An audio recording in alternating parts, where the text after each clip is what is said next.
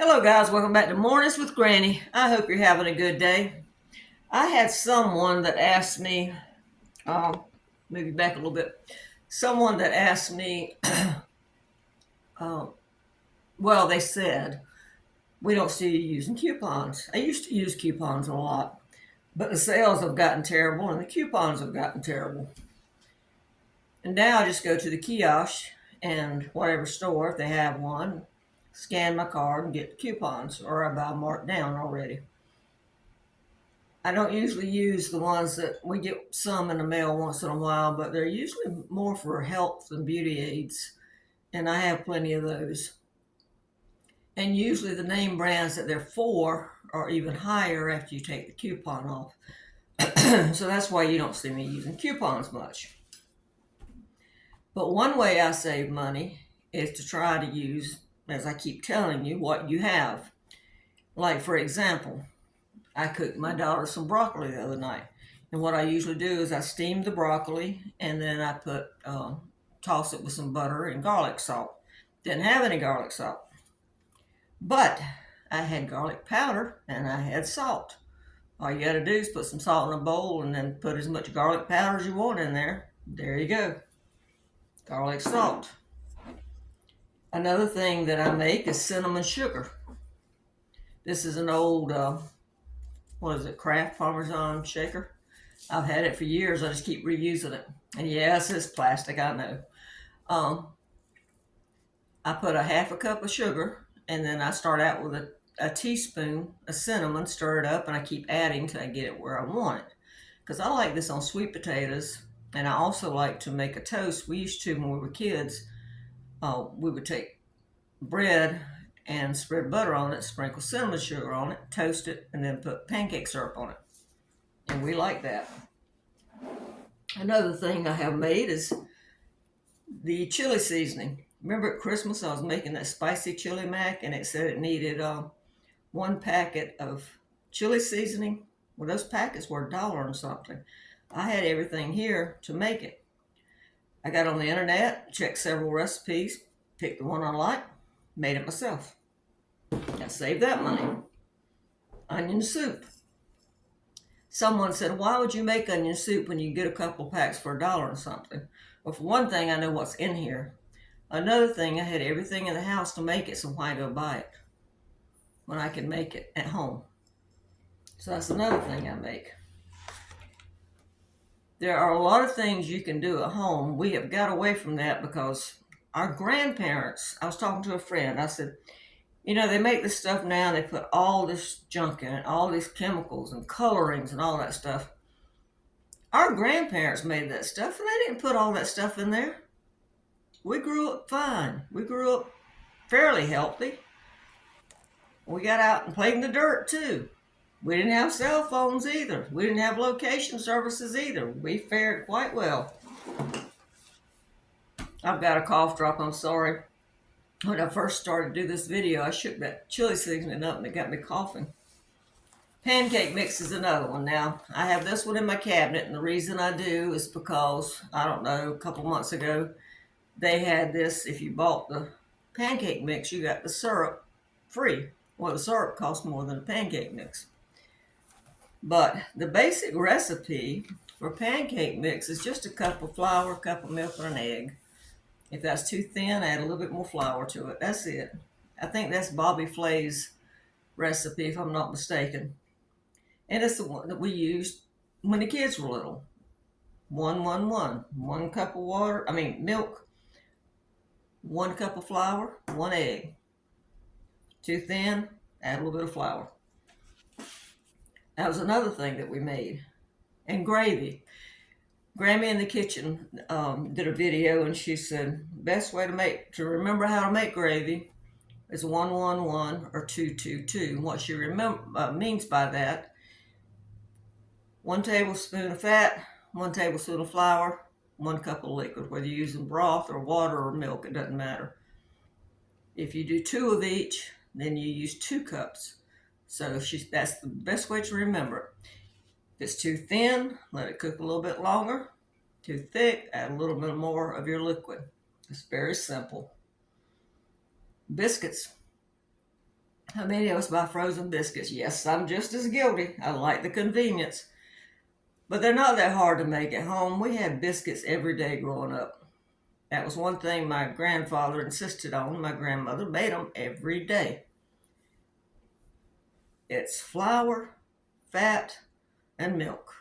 That's it. Mix them together, cut them out, bake them. Very simple. Very simple. And cornbread's pretty much basically is, well, I put flour in mine because I don't like the strong taste of the cornmeal, but you can use straight cornmeal. But when I make my cornmeal, and I've got a video on here somewhere of cornbread, it's flour, cornmeal, 1 egg, and I put a couple tablespoons of sugar, 1 cup of milk, and a little bit of oil in there, about a tablespoon. And I use self-rising flour and cornmeal. Mix it together, put it in the pan or muffin tins. That makes 6 muffins or one, I think those are 8-inch pans, a little cast iron. Easy. What about French fries? How much do we pay for French fries? All it is a potato with oil and salt and pepper or whatever seasoning you want. But how much do we pay for French fries? And I like chips once in a while, but look at the price of chips. I only buy them when they're buy one, get one free. They're like $5 a bag now. I don't know. I just can't see paying that much. Even though I like them once in a while, and you'll see me buy them still once in a while, but only when they're buy one, get one free. I was trying to think of some of the other things that we go out and we buy. Tea. I was out one time not too long ago, and I forgot to take my drink with me, and I stopped and got a tea. It was $2.19 for a tea. Do you know how many gallons of tea I can make for $2.19? I can make about 4. So, and if your kids like flavored drinks, Kool-Aid's still on the shelf. Make them Kool-Aid. Or take some juice and mix it with water, thin it down a little bit and make slushies and stuff. And what really gets me is people complain about prices and then they go in there and pay $10 for a peanut butter and jelly sandwich in the freezer. I mean, come on, people. If you want the little cute little round shape, buy a cutter and make them. Get your kids to help. Make an assembly line. Cut them up. Put them in the freezer. There you go. Same thing. It didn't cost you but a couple of dollars. But that's the whole point. We have got so used to convenience that we don't want to make our stuff anymore. But we think it takes time. It's like my daughter and I, we were talking about rice cookers versus cooking rice on the stove. If you like rice cookers, that's fine. I don't like them. She has a rice cooker, and she went to get us some food one day. And she said, I'll put rice in the rice cooker. I said, I can have that rice cooked by the time you get home. I said, you call me when you start to leave.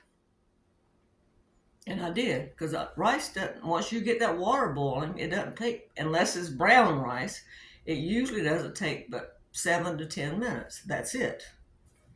And when she walked in the door, the rice was done. And it had been like 8 minutes. I said, see, I told you. I did have the water on warm waiting for her to call. So, but I'm talking about actual cooking time. But we can do things ourselves because you look at the time you get dressed, then you got to go to the car, and then you got to go wherever and shop or stand in line. If you're eating out, you got to wait to be seated. Then time you eat, then you got to come home, and then, you could have cooked a lot. And I know it's nice to go out to eat. I know that. I like to go out to eat once in a while. But if you're trying to save money, then you need to start following some of these ideas. And please eat your leftovers. Don't throw them out. If you don't want them today, if it's something that's freezable, freeze it. I just took out some chili. I had chili last week for 4 days in a row. I think it was last week. Anyway, I've got my videos scheduled out, so I might get on the next one and say, well, I cooked chili this week, but I think it was last week. But anyway, I had 1 cup left. I put it in the freezer because I was tired of eating it. I pulled it out for tonight's supper because I don't feel like cooking.